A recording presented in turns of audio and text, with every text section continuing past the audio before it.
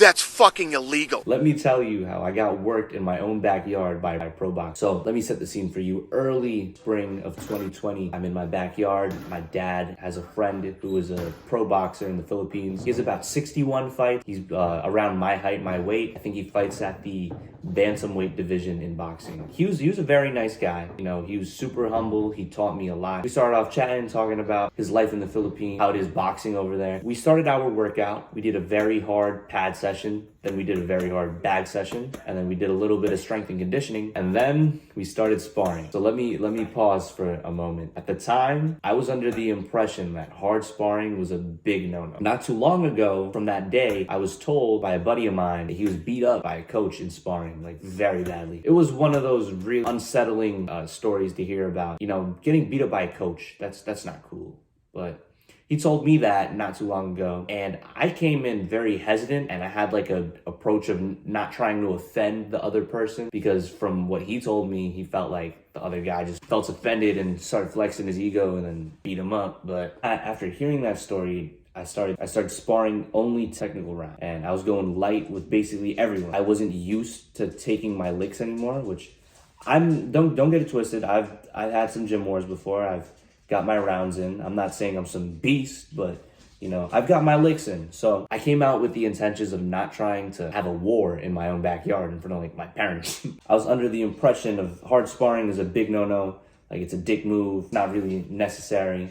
And I'm pretty sure at the time, a lot of fighters were saying, oh, forget hard sparring, this and that. But that's for experienced fighters. For somebody with not as many fights or just no experience at all, you kind of do need those rounds to teach you how to react under the fire, to be in the fight. Because when that fight or flight reaction happens, you might just have an adrenaline dump. But let me get right into it. So we start sparring, and I had the mindset of not wanting to go hard, because I had the mindset of hit him as hard as you want to get hit.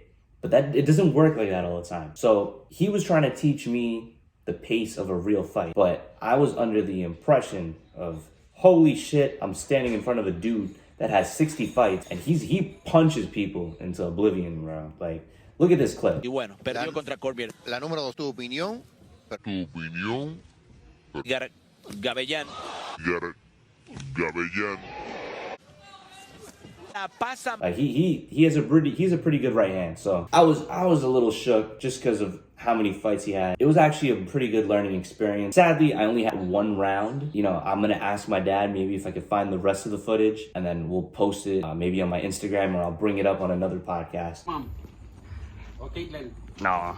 So, It's Edgar, professional boxer. He's gonna beat me up today. It's the first time I'm gonna spar a professional boxer. Maybe I'll lose an eye or teeth. Okay, say your name and where you're from. hi. Say. I'm Edgar. I'm from Philippines. All right. So I started off pretty light, but he was pretty set on wanting me to hit him hard. And at the time, you know, I wasn't trying to do that.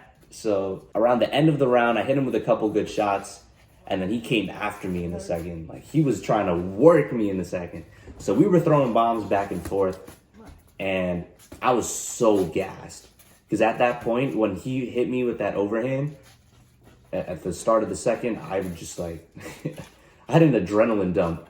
Because I came at him trying to, you know, I'm not going to say trying to stop him, but trying to get him off of me.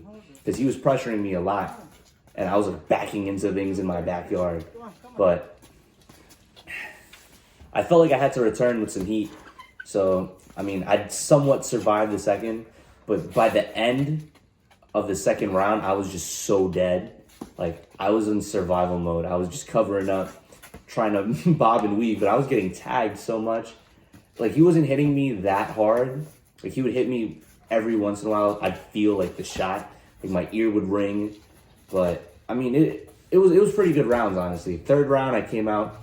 I was gassed, but I was trying to work my jab. But, you know, he just did what he did. So, I think it was a pretty good experience if you look at it now. Number one, I didn't really get hurt. He didn't knock me out. He didn't put a welt on my face. The only thing he really hurt was probably like my ego. He also taught me some pretty good technique that day, and he taught me how to be a little tougher. I also learned how out of shape I was and how I need to do some fucking road work. Don't get it twisted. He was not being an asshole at all. He was actually very nice. Just got my ass kicked. What that really taught me was there's no breaks. There's no break. Tech rounds, you could step back, take a breather. Sometimes your sparring partner will just, just kind of stay there. He was really putting the pressure on. He was pushing the pace. I know a lot of people are under the notion that hard sparring is like a complete no, which I think if you're a casual or if you are a hobbyist that isn't looking to compete, I think no, you really shouldn't be hard sparring. But if you want to compete, I feel like it's 100% necessity. I know Max Holloway said that, he trained on Zoom and he